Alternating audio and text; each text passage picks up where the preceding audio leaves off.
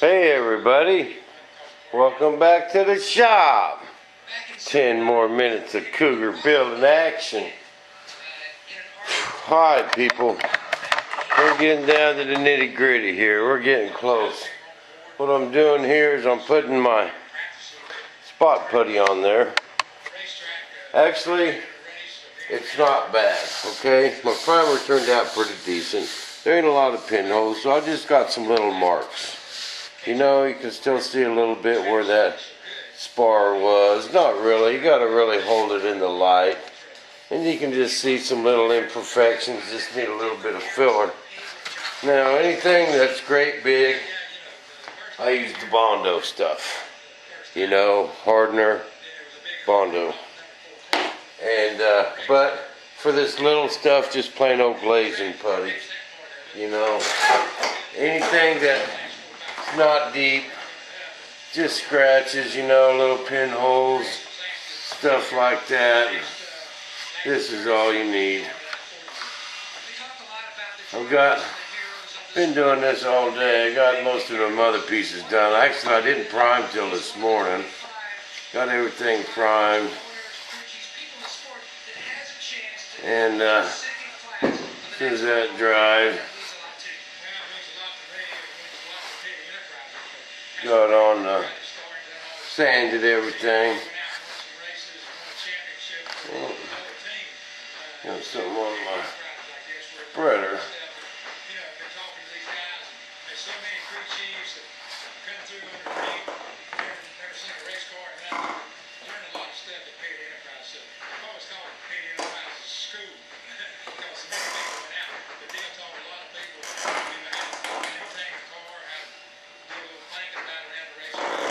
Make me another one. Give people let me take me a whole spreader. Take me a whole spreader, like so. And I'll take my big old scissors and I'll just cut a little bit off of it. A lot easier to work with, because we don't want to get it on there real thick, but yeah.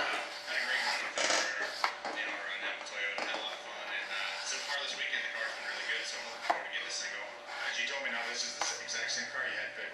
It is, same car. You know, they didn't have to do much work to it. It was in pretty good shape after the race. So in February, it was, you know, we had a really good handle on the car, and that's what paid off for us. And so far this weekend, it's been driving about the same. It's been really good, and we really haven't changed a whole lot. So it should be a good car. We talked to a lot of guys. Basically, just do this over this whole thing. Stuff sands really easy. Now, when you're sanding it, you don't really want to just sand until it's all gone. You know, you want to just follow the contour of your wing and not necessarily sand it all out. But I like to make pencil marks. Take it outside if you have to, and you know, hold it up and so you can really see every little imperfection. Then you could mark it with a pencil. And then just go over your pencil marks.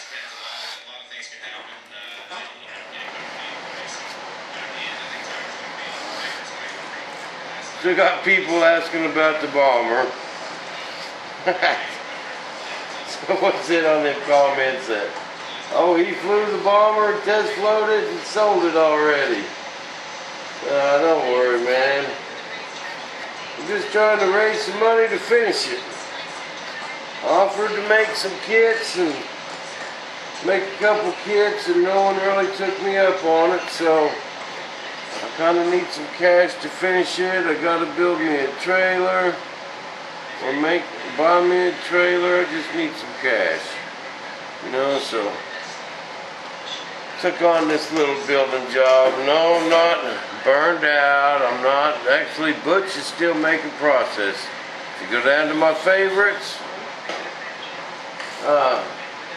Butch Load of Movies making my flat tracks. I'm actually going to go to Texas next week or so, and We're gonna mold up my main spar. It's got my main spar plug cut out of tooling board. $6,000 worth of tooling board, people, is what that took. $6 grand for tooling board. So yeah, we need to raise a little cash. Okay. So I got my stuff on there, on that one now. This one's already dry. Bam. Now we're just gonna come in here and sand. Still using 220. This is almost wore out. You know, we gotta be careful. This is my sanding block. People, you gotta use a nice firm sanding block on this so you got a nice contour. Okay? Now we don't want to just sand till that stuff's all gone and you gotta fill it again. You know what I mean? Well, we're just trying to just level it all up. Take down the high spots. You know? And I got all my flats done and ailerons all done and filled. They're ready for another coat of primer. We'll get another coat of primer on this before I go to bed. And tomorrow, I'll just have to sand it and paint it. And that's all I'm doing to this cougar, people, is just painting. John's going to put all his radio gear in it himself. See? That's basically, I don't want to just sit there and a lot of it, some of it will sand out, you know, but we just don't want to make it the goal to sand every bit of that red out.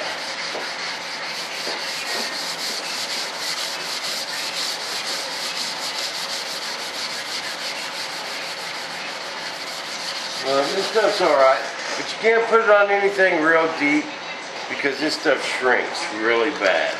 But I just use it after I'm done with my other filler, you know, kind of a,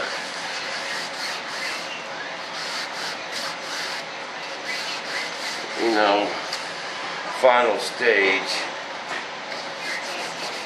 deal. But if you don't use a sanding block with this, what you'll do is you'll end up with waves. You know, we don't want waves. We want smooth. And I'm still using 220 because I want to cut it flat. You know, 400, 600 tends to follow the contour. You know, we got to sand it flat. We got to cut. We are in the cutting stage, not the polishing stage. That's tomorrow. See, like right there, we don't want to just take that all the way down because we'll end up with the same thing we had before we filled it. You know? And if you press hard enough, you know, this stuff will get in there and dig your filler out. We just don't want to do that. You know?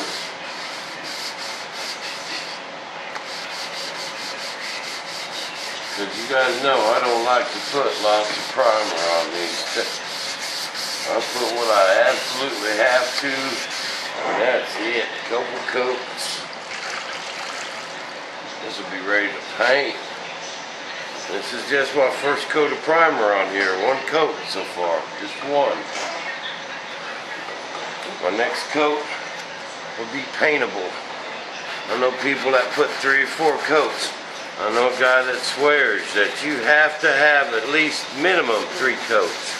And I just don't believe that. I think if he would have did more of his prep work before he started priming, he wouldn't have to do that. What's that primer? It's $100 a gallon, people.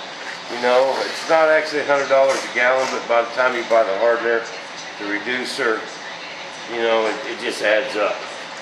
You know, it's, before you know it, you spent a $100 bill in that paint store on a gallon of primer. You know, we like to build in the budget here in the shop.